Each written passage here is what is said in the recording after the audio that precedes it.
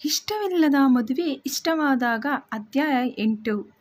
ಸಿದ್ಧಾರ್ಥ್ ಮಾತುಗಳಿಂದ ರಾಹುಲ್ಗೆ ತುಂಬಾ ಕೋಪ ಬಂತು. ರಾಹುಲ್ ಅಪೇಕ್ಷನ ಕೈನ ಹಿಡಿದು ನನ್ನನ್ನೇ ಮದುವೆ ಆಗೋಕೆ ಅಂತ ಬಂದು ಅವನು ಯಾವನೋ ತಾಳಿ ಕಟ್ಟಿದ ಅಂತ ಅವನ ಜೊತೆ ತಾಳಿ ಕಟ್ಟಿಸ್ಕೊಂಡಿದ್ದಿ ಅಲ್ಲದೆ ಅವನು ಕಿಸ್ ಮಾಡ್ತಾ ಇದ್ರು ಸುಮ್ಮನೆ ನಿಂತ್ಕೊಂತೀಯಾ ಅಂತ ಅಪೇಕ್ಷನ ಕೈ ಹಿಡಿದು ಎಳೆದ ರಾಹುಲ್. ಅದನ್ನು ನೋಡಿದ ಸಿದ್ಧಾರ್ಥ್ ರಾಹುಲ್ ಕಪಾಳಕ್ಕೆ ಪಟಾರ್ ಅಂತ ಬಾರಿಸಿದ. ರಾಹುಲ್ ಕೂಡ ಸಿದ್ಧಾರ್ಥ್ಗೆ ಹೊಡೆಯೋಕೆ ಕೈ ಎತ್ತಿದ. ಆದರೆ ಹೀರೋ ಅಂದಮೇಲೆ ಸ್ಟ್ರಾಂಗ್ ಆಗಿರ್ತಾರಲ್ವಾ, ಹಾಗಾಗಿ ಸಿದ್ಧಾರ್ಥ್ ರಾಹುಲ್ ಕೈ ಹಿಡಿದು ಹಿಂದಕ್ಕೆ ತಳ್ಳಿದ್ದ. ಸಿದ್ಧಾರ್ಥ್ ತಳ್ಳಿದ ರಭಸಕ್ಕೆ ರಾಹುಲ್ ಕೆಳಗಡೆ ಬಿದ್ದ. ಸಿದ್ಧಾರ್ಥ್ ಹತ್ರ ಬಂದ ರಾಹುಲ್ ತಾಯಿ ಮದುವೆ ಮನೆಗೆ ನುಗ್ಗಿ ಗಲಾಟೆ ಮಾಡ್ತಿರೋದು ಅಲ್ಲದೆ ನನ್ನ ಮಗ ಮದುವೆ ಮಾಡ್ಕೊಬೇಕಿದ್ದ ಹುಡುಗಿನ ನೀನೇ ಮದುವೆ ಮಾಡಿಕೊಂಡು ನನ್ನ ಮಗನ ಮೇಲೆ ಕೈ ಮಾಡೋಕ್ಕೆ ಎಷ್ಟು ಧೈರ್ಯ ನಿನಗೆ ಅಂತ ಸಿದ್ಧಾರ್ಥ್ಗೆ ಹೊಡೆಯೋಕ್ಕೆ ಕೈ ಎತ್ತಿದ್ರು.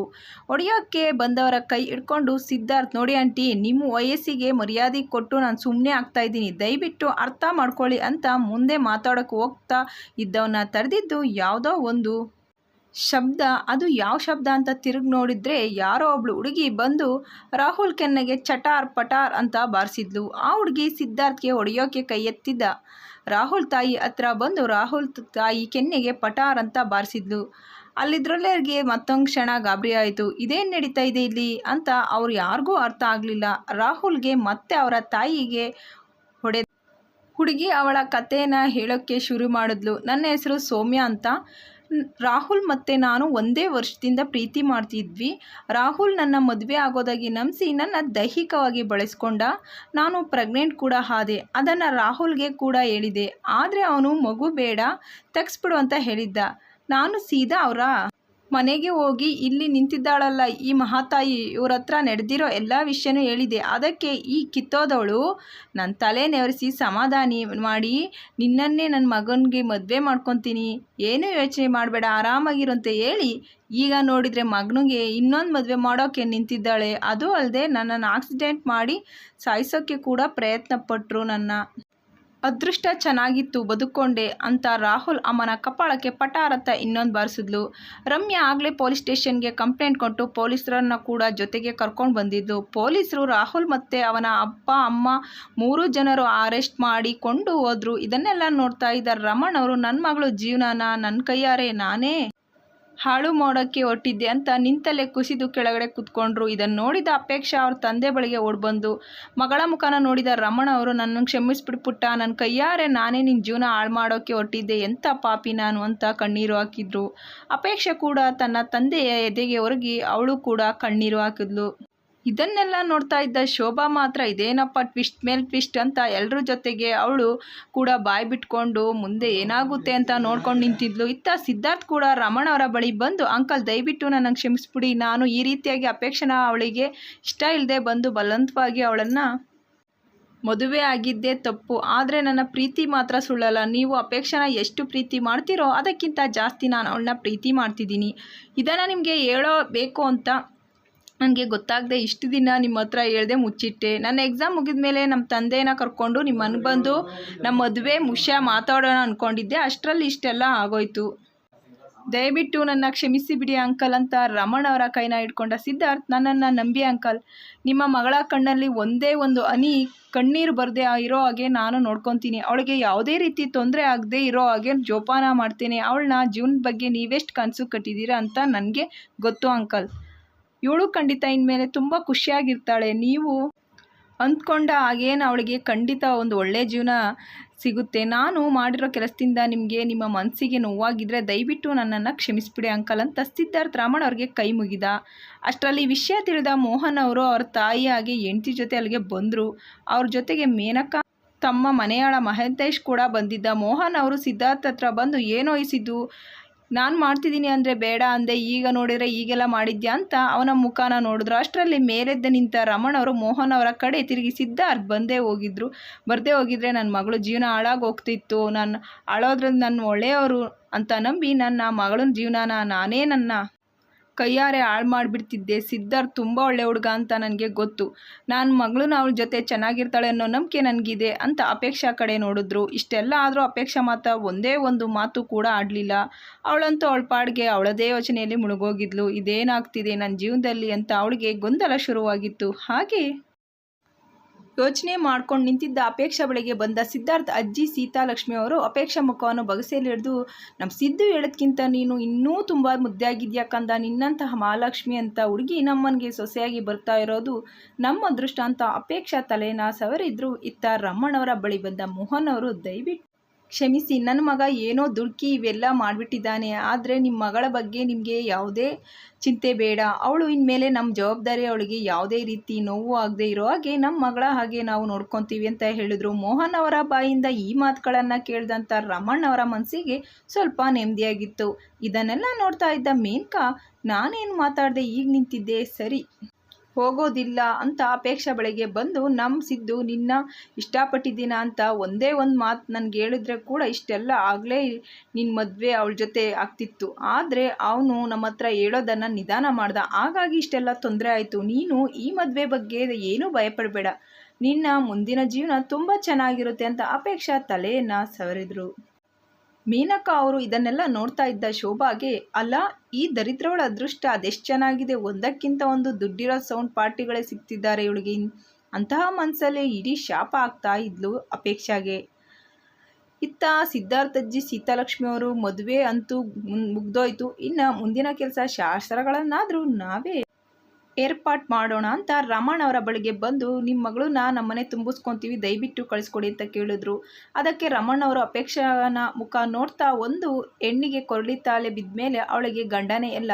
ಅವಳು ಈಗಾಗಲೇ ನಿಮ್ಮ ಮನೆ ಸೊಸೆ ಆಗಿಬಿಟ್ಟಿದ್ದಾಳೆ. ನಿಮ್ಮ ಸೊಸೆನ ನಿಮ್ಮ ಮನೆಗೆ ಕರ್ಕೊಂಡು ಹೋಗೋಕ್ಕೆ ನನ್ನ ಅನುಮತಿ ಯಾಕಮ್ಮ? ಖಂಡಿತ ನಿಮ್ಮ ಸೊಸೆನ ನಿಮ್ಮನೆ ತುಂಬಿಸಿಕೊಳ್ಳಿ ಅಂತ ಭಾರವಾದ ಮನಸ್ಸಿಂದ ಹೇಳಿದ್ರು ರಮಣ್ ಅವರು. ಇದನ್ನೆಲ್ಲ ಕೇಳ್ತಾ ನಿಂತಿದ್ದ ಅಪೇಕ್ಷೆಗೆ ದುಃಖ ಉಮಿಳಿಸಿ ಬಂದಿತ್ತು. ಅವ್ರ ತಂದೆನ ಗಟ್ಟಿಯಾಗಿ ಅಪ್ಪಿ ಎದೆಗೆ ಹೊರಗಿ ಬಿಕ್ಕಳಿಸಿ ಅಳತೊಡಗಿದ್ಲು. ಮಗಳ ತಲೆಯನ್ನು ಸಮಾಧಾನ ಮಾಡಿದ ರಮಣ್ ಅವರು, ಹೋಗಿ ಬಾ ಮಗಳೇ ಅಂತ ಆಶೀರ್ವಾದ ಮಾಡಿದ್ರು.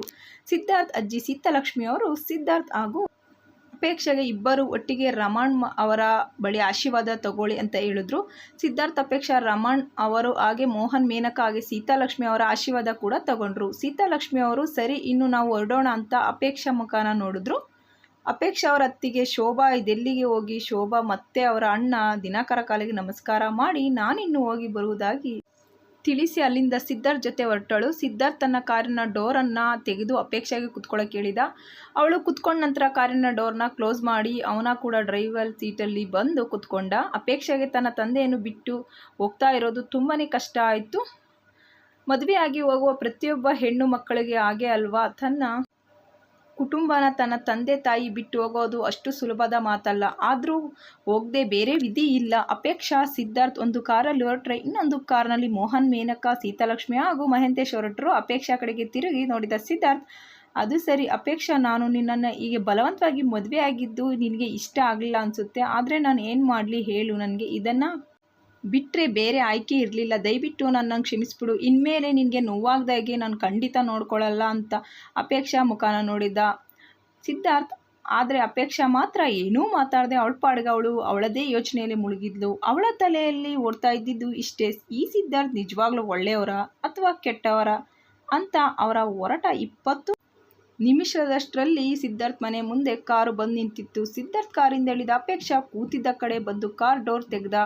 ಅಪೇಕ್ಷಾ ಕೂಡ ನಿಧಾನವಾಗಿ ಕಾರಿಂದ ಕೆಳಗಡೆ ಇಳಿದ್ಲು.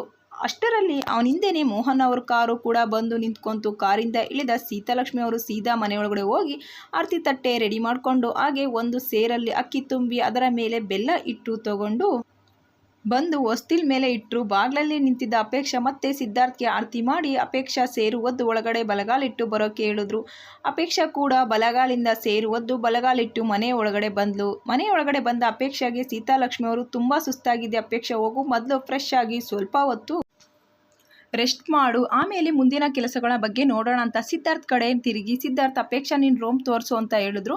ಸಿದ್ಧಾರ್ಥ್ ಕೂಡ ಸರಿ ಆಯಿತು ಸೀತು ಅಂತ ಅಪೇಕ್ಷಾ ಕಡೆಗೆ ತಿರುಗಿ, ಬಾ ಅಪೇಕ್ಷಾ ಅಂತ ಮುಂದೆ ಹೋದ. ಅಪೇಕ್ಷಾ ಕೂಡ ಸಿದ್ಧಾರ್ಥ್ ಹಿಂದೆ ಒಂದೊಂದು ಹೆಜ್ಜೆನ ನಿಧಾನವಾಗಿ ಆಗ್ತಾ ಅವಳು ಕೂಡ ಅವನ ಹಿಂದೆನೇ ಹೋದ್ಲು. ಸಿದ್ಧಾರ್ಥ್ ರೂಮ್ ಒಳಗಡೆ ಹೋದ ಸಿದ್ಧಾರ್ಥ್. ಅಪೇಕ್ಷಾ ಕೂಡ ಅವನ ರೂಮು ಒಳಗಡೆ ಬರುವುದನ್ನೇ ಕಾಯ್ತಾ ಇದ್ದವನು. ಅಪೇಕ್ಷಾ ಒಳಗಡೆ ಬಂದ ತಕ್ಷಣ ಅವಳನ್ನು ತನ್ನ ಬಳಿಗೆ ಎಳೆದುಕೊಂಡು ಅವಳ ನಡುವನ್ನು ಬಳಸಿ ಗಟ್ಟಿಯಾಗಿ ಅಪ್ಪಿ ಹಿಡಿದ. ಸಿದ್ಧಾರ್ಥ್ ಸಡನ್ನಾಗಿ ಹೀಗೆ ನಡ್ಕೊಂಡದನ್ನ ಕಂಡು ಅಪೇಕ್ಷಾ ಒಂದು ಕ್ಷಣ ಗಾಬರಿ ಆಯಿತು. ತನ್ನ ಮಾತನ್ನು ಮುಂದುವರಿಸಿದ ಸಿದ್ಧಾರ್ಥ್, ಅಪೇಕ್ಷಾ, ನಿನ್ನೆ ಎಲ್ಲ ನಾನು ಇದೇ ಬೆಡ್ ಮೇಲೆ ಮಲಗಿ ಅಳ್ತಾ ಇದ್ದೆ, ನೀನು ಬೇರೆ ಯಾರನ್ನೋ ಮದುವೆ ಆಗಿದ್ಯಾ ಅಂತ ನನಗೆ ಕಲ್ಪನೆ ಕೂಡ ಮಾಡೋಕ್ಕೆ ಸಾಧ್ಯ ಆಗಲಿಲ್ಲ.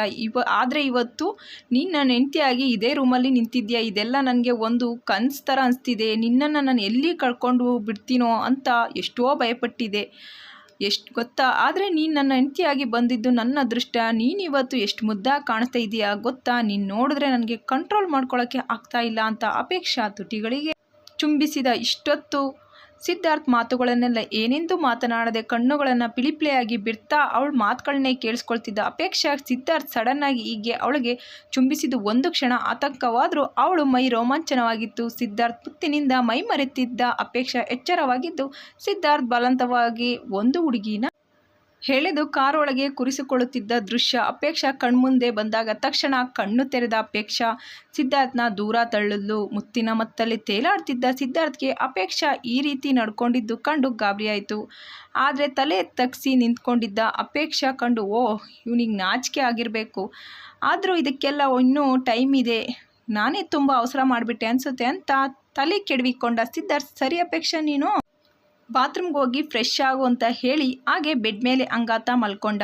ಆದರೆ ಅಪೇಕ್ಷಾ ಮಾತ್ರ ಏನೂ ಮಾತಾಡದೆ ಹಾಗೆ ಸುಮ್ಮನೆ ನಿಂತಿದ್ಲು.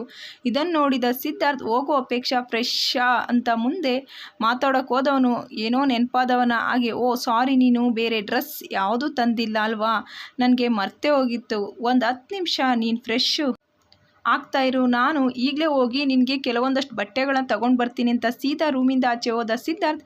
ಇತ್ತ ಅಪೇಕ್ಷಾ ಮಾತ್ರ ನಡೆದ ಎಲ್ಲ ಘಟನೆಗಳ ಬಗ್ಗೆನೇ ಯೋಚನೆ ಮಾಡಿಕೊಂಡು ನಿಧಾನವಾಗಿ ಬಂದು ಮಂಚದ ಮೇಲೆ ಕೂತ್ಕೊಂಡ್ಳು. ಕತೆ ಮುಂದುವರಿಯುವುದು.